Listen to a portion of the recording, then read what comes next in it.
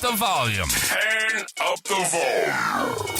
You've arrived at the destination for all things Kentucky. This is the Bleed Blue Network Podcast.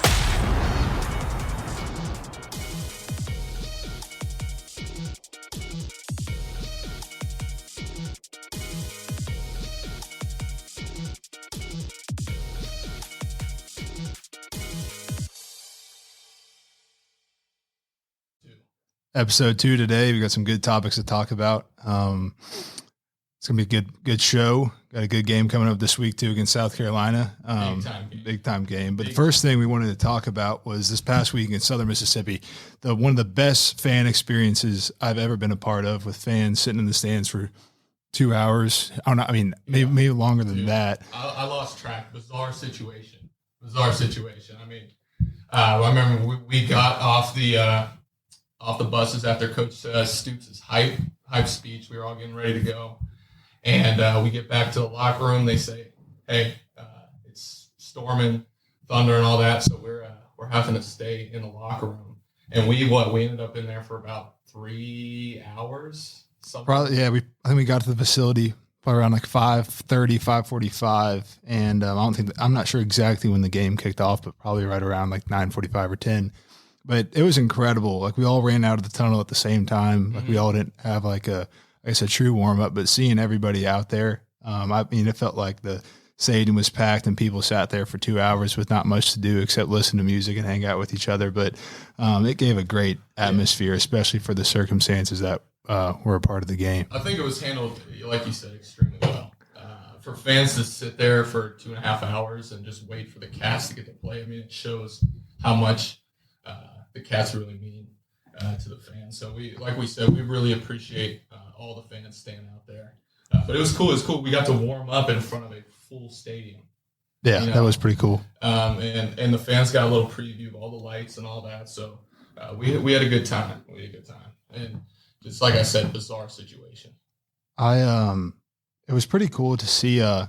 And one thing I think fans probably enjoyed, and I may have enjoyed, other players also may have, was we had a 10-minute halftime and we didn't go inside.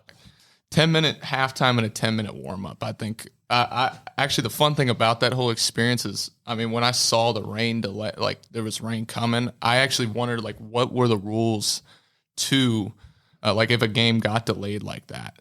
So, like, I remember coming in when there was about 10 minutes to go within the third quarter after the final kind of like delay, and Coach Stoops kind of pulled a funny joke on us, right? He looked at us. He was like, all right, boys, time to get back up and get stretched and get going. And he was like, psych. And we were all like, okay, there we go. We're not going to have to be here till 2 a.m. But we appreciate y'all. It was interesting. I think before the game, and like, we were all hanging out a whole lot more than what we normally do before a game. And we were all focused, obviously, but when you're around each other for so long, different kind of conversations probably come up here and there, even with your coaches and other teammates. But we ended up staying through it, and our defense played a lights out game. Defense as well as our was offense. balling. Absolutely, they were balling. Offense first drive or so started a little slow, and then things started to pick up. We start to see a bunch of different plays. I think it's very exciting. I think a lot of stuff will be able to get played off of that for the next game. Yeah, I think really all points of our offensive game I thought had a good day. Brock played well. Obviously, Barryon had 2 touchdowns. Really across the field, again, like you said, we had a start that we wish we could have finished better on the first drive. But after that, we were all humming and going the rest of the way. Yeah, Brock really put his head down and took some big hits, but it showed his toughness. And I think, as a player seeing that, that's what you want from your quarterback, someone that's fearless out there. So absolutely, we saw some good stuff. You want to kind of preview like what we're seeing from? Can you kind of preview South Carolina a little bit? Yeah, so they just had a game against Old Dominion. They have a defensive coordinator that's been there for a while, where they've done a few different things in the past. I've mainly been studying their defensive side, and same as Josh has, so we might not have the best outlook on their offense, for example, but they're a good, solid team, good SEC team. And we keep seeing clips of these 2 edge rushers they got. They look pretty talented for South Carolina. You got number 5 and number 6. And then you got some talented guys at the linebacker and in the safety room as well. But last year they came out, they ran the spoke defense. They ran a 3-down. I don't know what we're expecting, but we do know they got 2 really good edge rushers, so we're going to have to take care of them for sure. I think it should be a really good game, and it should be one of the best atmospheres in college football. That's what Coach Hammond kept saying. Absolutely, yeah. Coach Hammond even talked about how I'm not a huge soccer fan, but he's a big soccer fan, especially in the European leagues. And I think our game, and what he said today, our game this Saturday will be one of the best atmospheres of sports, professional and college, and probably all of the world. With our game against South Carolina and how many fans will be in the stadium. And there's nothing better, in my opinion, than a fall Saturday in Lexington, Kentucky, and it's going to be like 72 degrees, and it's going to be sunny about all day. So I will say, like, get much better. Talking to Mincy, our right tackle, he said he's been at Florida and Tennessee. He said playing at Kentucky was probably the loudest stadium he's been at, and I believe him. I believe last year versus Florida, it was unbelievable. So I think that's kind of what we're expecting. Absolutely. Yeah. And that was a noon game too. And I think even better today, or better for this week, being 3:30 gives some fans to get their mind right with whatever guess materials they need to get in their best mindset to be a good fan and a good asset for our team. 100p. All right. Let's look back. We had some score predictions last week. And I was off on pretty much every single one of them. Yeah, I think I was a little better than you because I just had so last week we covered the Georgia. We made predictions on the Georgia Clemson game, LSU versus USC, the Miami versus Florida game, Penn State and West Virginia game, I believe. And we both were all right there with Georgia and Clemson. I think we both had them to win kind of big. I believe the Dogs started out a little slow, especially on the offensive side. It seemed like Clemson had a pretty solid defense that stifled them up for a little bit, but Georgia kept that defense going on them the entire game, and Georgia ended up busting it open, especially in the second half. I got to see the emergence of the Cash Jones, baby. Cash Jones. Cash Jones is number 32. Fortnite friend of Josh Kattus. Yeah, he's a good football player, but he's quite good at Fortnite, I will say. But he got to emerge out there. He had a touchdown actually later in the game. He's a baller. Yep. But like you said, yeah, Georgia looked extremely well. At first, I thought it was really going to be a close game, but then the defense just kept it going, and Georgia's offense kind of peck it up. Carson obviously played another good game, and it's cool to kind of see a couple new names compared to other Georgia teams in the past. But that's kind of what ended up going on with their game. It's LSU and USC was one we got to watch on Sunday night. Yeah, we were at Vanderbilt's house. Yeah, we were at Rock's house watching that. It's great games to watch. Two good quarterbacks play. Miller Moss and Nussmeier both played great games. Lights out. We both were wrong on that one. I think we both chose LSU to win that one. 100%. I was going SEC, of course, but it really could have gone either way. Yep. You know, it came down to that final play where USC ran the ball in. I really thought they were going to just center the ball, leave it up to your Georgia Southern boy, kick the field goal. Michael Lance, he's a transfer from Georgia Southern and a friend of mine, and they just ran it in. Player.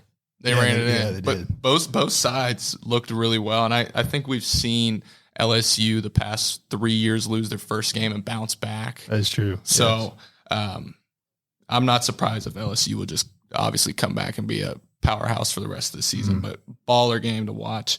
We have Colorado. They played, who'd they play again? They played North Dakota State. North Dakota State. Yep. Good game. I thought North Dakota State was going to take that home, but Travis Hunter is the name to talk about from this past week.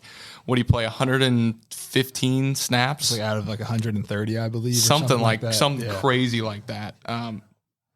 Could you do that, Beau? I don't think anybody would want me to. I would want you to, Beau. I mean, I could play as many snaps as you'd want me to at quarterback, and I'd be happy to play 150 snaps at the quarterback position. But I don't know, especially for our team, I don't think I would be a good answer to be on defense. But he's an extremely special athlete. It'll be interesting to watch him the rest of the year and as he goes in his career to see if once he goes to the league, kind of where his position really lies, if he's going to stick to one or how that unfolds. I don't know. I think he's almost a better receiver than he is a DB. His hands, that one catch he had in the red zone, are pretty unbelievable, right? Yeah. But then you also just got to have respect for him. I mean, to play 115 Endurance, snaps yes. and have the endurance to do that the whole entire game. And I'm sure Colorado will need that for the rest of the season. Absolutely. And I mean, again, I play quarterback, obviously, and I don't have the same usually a physical kind of style of game as compared to tight end or really any other position in football. But fans will see players get cramps really almost no matter the weather, especially in hot games early in the season. And players get cramps, and 99% of the time these players play one side of the ball. And to see something like how the way he performs playing both sides of the ball is pretty incredible. And however he's gotten his body in the shape that it is, it's something to see. But I saw our next game. Miami, Florida versus Florida? Yep. Yeah, Miami versus Florida. Paul was right. Oh, yeah, Paul was harping on me on that Miami, Florida team. Harping on me. I was convinced Florida was going to do their thing. And they looked like they had them in the beginning, like they had a chance to kind of stick around. And then Cameron Ward is just a ball player. Yes. Dog. Absolutely. He is a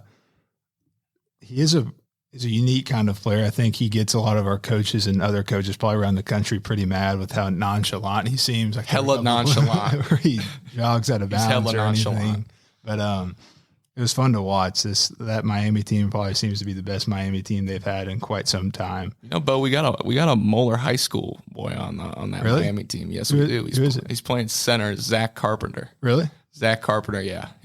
And when I was in 8th grade, he was a senior. I got you. He's a good player. Yeah. He's a good player. Good friends with Bates, Brendan Bates, probably. Yeah, I think they probably played together. Yeah, they probably played. Bates is going on 35 now. So yeah, probably. No, Cameron Ward though, it just impressed me how he would scramble through the pocket and then he would just slowly walk out of bounds. Yes. Like that's got to be a little bit terrifying. Would you do that? Yes, I wouldn't personally do that because you could get lit up on the sideline or get close to it, and your body's really not prepared for it to take a kind of hit in that situation. But he played a great game, but definitely a little more nonchalant than most football players you see out there. 100%. We got how about that Boise State running back? Yeah, Ashton Jeanty. It's like Coach, for anybody who wouldn't know, Coach Bush Hamden, he came from Boise State, and we've watched probably, as many clips from games and practices that you can think of the Boise State offense. And we all knew he was pretty good, and I was keeping pretty close intact with that game with Georgia Southern University. That was where I previously just went for a season. And I believe he had 4 touchdowns and 200, I think it was, I can't remember how many rushing touchdowns he had, but I know he had 260 rushing yards. And Georgia Southern and their offense was rolling also, but I got to watch some of the clips of that game. And if for anybody who would want to go back and watch some clips or be interested in watching a game this week, Boise State plays at Oregon, and I think that'll be a good game to watch. I think the Boise State's a lot of people's sleeper pick for the college football playoffs. Yeah, I've seen it a lot. Very fair chance. Again, we've watched a ton of film on them. I'm not sure what the rest of their schedule looks like, but I believe they can play with most teams out there, and they got one of the best running backs in the nation and a great running back to watch. Another major performance we had was Teterio McMillan. He put on a receiver clinic out there. He had 10 catches for 304 yards and 4 touchdowns. I have never seen a stat line like that before. He did that. He did that versus New Mexico, and they play. Let's see who they got this week. They got NAU, so I'm assuming we'll probably see some stat line like that again. But that's pretty. He's a special player. I bet there's a bunch of good wide receivers out of this class. We got a bunch of wide receivers here that can play at the NFL level and will. But I'm excited to watch him the rest of the year and kind of see how his season unfolds. But we've watched some of even. It's funny you say that, like some plays that we've ran in the past, or an offense that we go after and learn some that Coach Hamden has learned from. There's one from last week, right?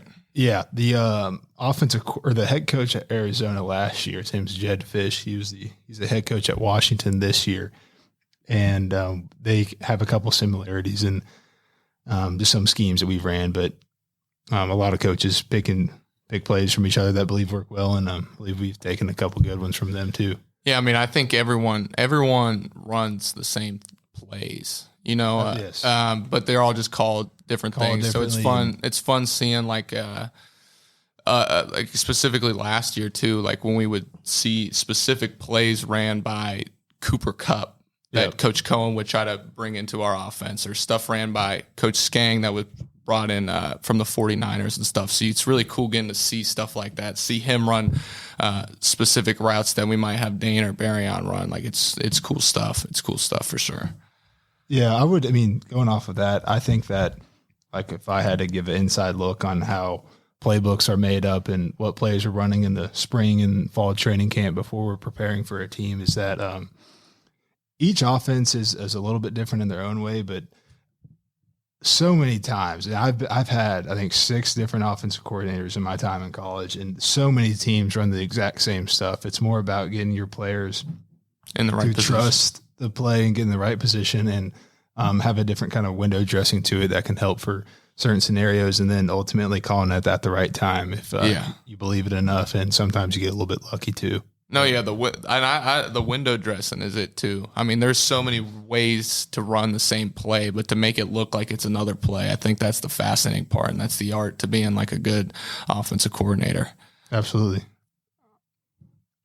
I think a couple other things we wanted to touch on before we start talking about the game this week is we got a lot of eyes and a lot of people coming to Lexington for this game. I believe that Paul Feinbaum and his show is coming up to Lexington on Friday, and I think that's from 3 to 7 in the Orange lot. I believe that's on the lot that's not the RV lot right next to Nicholasville Road, but it's the next lot over closer towards the stadium, on the side of the stadium that is on Nicholasville Road, for anybody that want to go by. I remember when I was younger and when I was in high school and middle school and anybody would come by, me and my buddies would always come and get signs, or one of my buddies would maybe make a call even to Paul and just ask him something, or just tell him how good we thought Kentucky is and how good we are. But that's one take on some people coming to Lexington this weekend.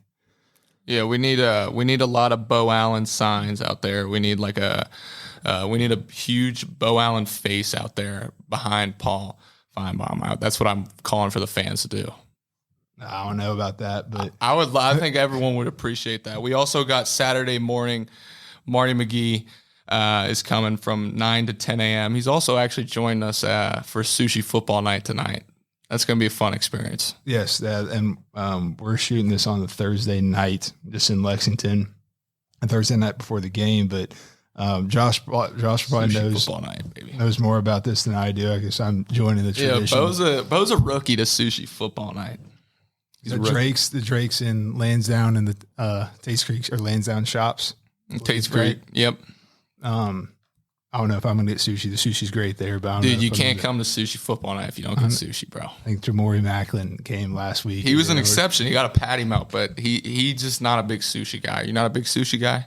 I don't know. I mean, I like sushi, and if Drake's is a good place to have sushi. Drake's is a great place to have sushi. You got the dynamite roll, for you guys the Chicago roll. Lexington Drake's is a pretty good spot. There's a couple different locations. Yeah, well, they're filming the SEC show right now, so this might be their first time at Drake's.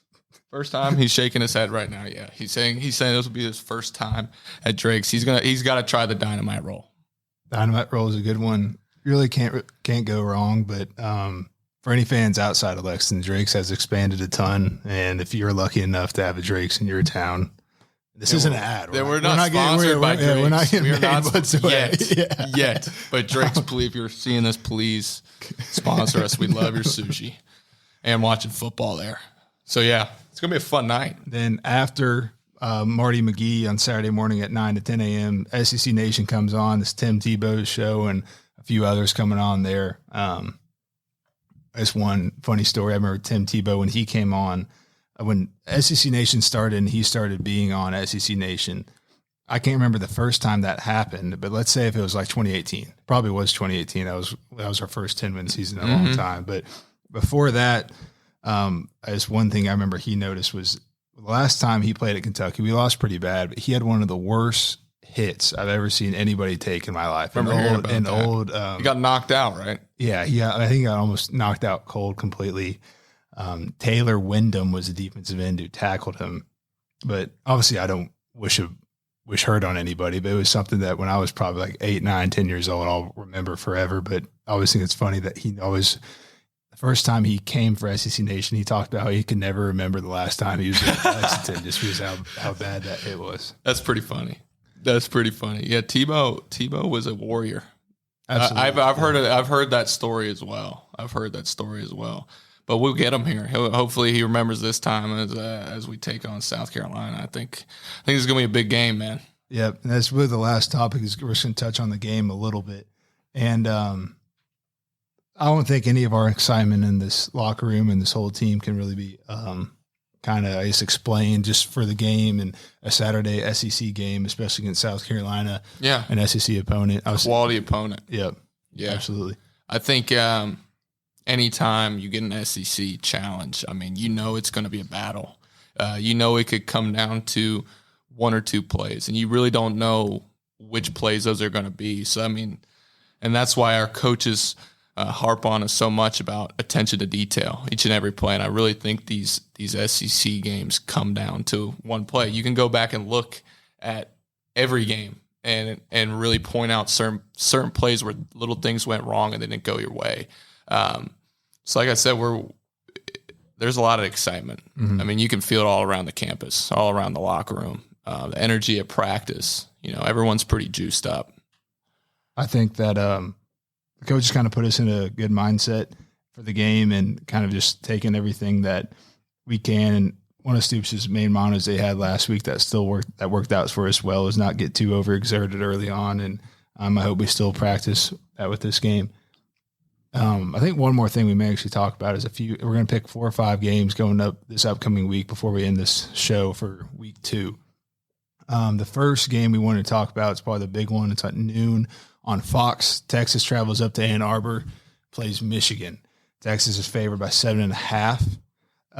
If I had to go off that, I would say the Longhorns go into Ann Arbor and they do win by more than 8 points or more.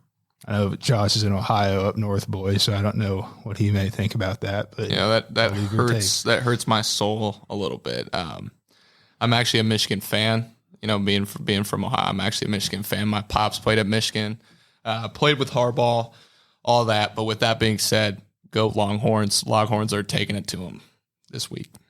I think the next one we'll talk about is Arkansas plays at Oklahoma State. Also a noon o'clock game. I think Oklahoma State's favored by 7.5 in that one. You got, bro? You going against the SEC? I don't know. Taylon Green's pretty good. He's another player who transferred from Boise State that we got to watch a lot of film of. And he's a good player. Probably would take. I think Arkansas will be a little surprised, but I'll say that they will win that game. Yeah, I'm not trying to copy either here, but I'm going with Arkansas. I feel like this week there may not be too many games that we're going to highlight and we may disagree too much on. I think this one probably we would agree on is Tennessee and NC State. Easy. Tennessee is 14th, NC State's 24th, and they play at 7:30 on ABC. NC State struggled a little bit last week. Who did they play? I think they played. Didn't they play Western Carolina or something? Yes, they did. Yeah, it was really close. Yes, they did. Yeah, it could have gone either way there. I'm going Tennessee all the way though. Yeah, I think Tennessee can win possibly big. I think by 2 scores or more. And last week I think they put up 69 points, 69-3. So that offense is looking pretty high powered again. So we'll take Tennessee on that one. Another game, again, there may not be as big of a headline as games as there were last week, but Kansas State and Tulane, 2 great teams. John Summerall is the head coach for Tulane, former linebackers coach here before you got here, Kattus. Yeah, I never met him. Heard great things about him though. Kansas State, I believe, plays at Tulane. Kansas State is favored by 9. I want to say Tulane, but I don't think so. I would say Kansas State wins, and they probably do cover that 9 spread. And again, we're not gamblers. We're just helping somebody out if somebody wants to wants to hear our thoughts. Yeah. But, upset of the week, I'm going Tulane, baby. And our last one of the week that we will highlight is Baylor and Utah. Utah is favored by 14.5. This game's played at Baylor. Another fun point. Baylor just played Tarleton State University last week. It was Baylor ended up winning that game, but Utah's favored by 14.5. Utah's Cam Rising as their quarterback, and seventh year. Yeah, I think he's in the 7th year, and I think that they will probably win and most likely win big in that game also. But I'd take Utah as well. I think Utah last year would have played and finished a lot better if Cam wouldn't have gotten hurt. So he's a ball player. So I'm going Utah as well. Let's hope these predictions are a little bit better than last week's. I think they will. Yeah, so I'm still one up on you. So You're one up. Yeah, we got to. We're gonna have to keep track. Yeah, we're gonna have to keep track. But yeah, that was this week's podcast. We're looking to have potentially a special guest on next week. I'm not going to say his name or anything. Yeah. But it is a big week for the kid that week. Yeah, we definitely hope to have a special guest on. I believe, hopefully you will. But we're excited for it. And again, you can't be more excited for this game at 3:30 in Lexington, Kentucky on Saturday. And this is Field Vision.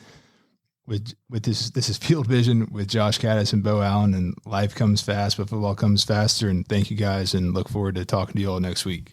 Thanks for joining us on another episode of the Bleed Blue Network podcast. We hope you enjoyed diving deep into the world of Kentucky sports with us. Don't forget to stay connected by following us on Twitter at BleedBNation. Your feedback means the world to us. So take a moment to leave a review. Not only does it help us improve, but it also helps others discover the show. Until next time, keep cheering, keep listening, and keep bleeding blue.